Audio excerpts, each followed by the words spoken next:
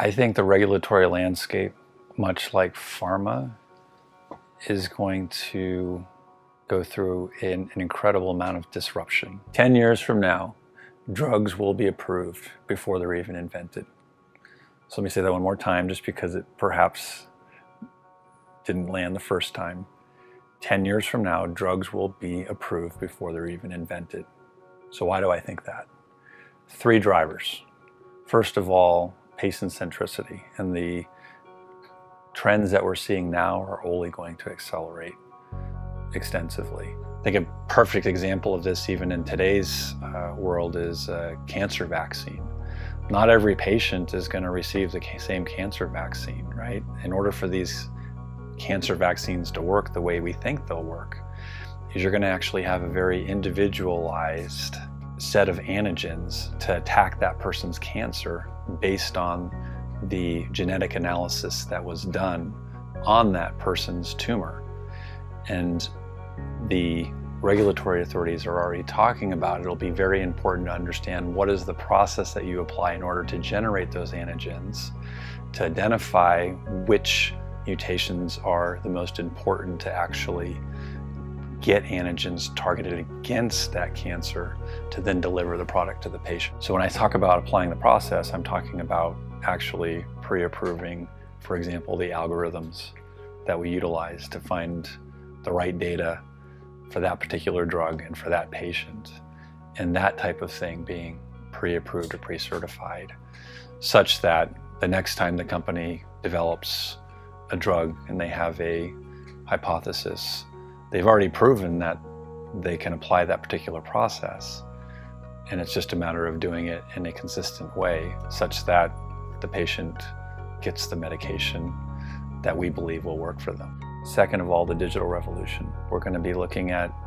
companies beyond pharma that are probably going to be at the forefront of this disruption.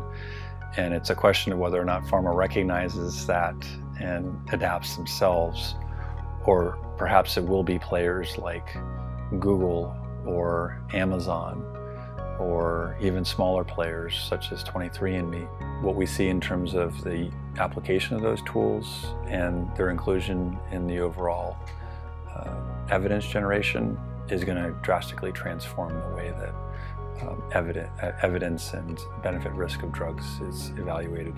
I think regulatory, we're already seeing some of the impact of this change, whether it's in the use of the data types that are supporting regulatory decision making, like the entrance of real-world evidence, the types of tools that are being utilized to collect this information, such as digital tools and biomarkers and so forth.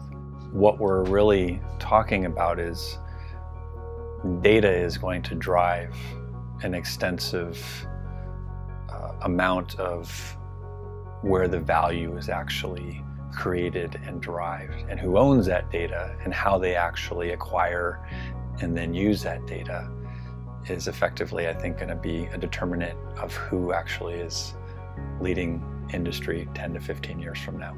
Third is going to be the personalization of medicines, where we're going to have far smaller patient populations benefiting from the drugs that we have, because we have targeted therapies, or we know a lot more about a person's disease and what medicine would actually benefit them from a therapeutic and safety perspective. We're already in the beginning phases of this, but I don't think we've even begun to see what changes are going to happen and the impact that they're going to have. And so it's really thinking about our business model and the way that we actually fit into that future state.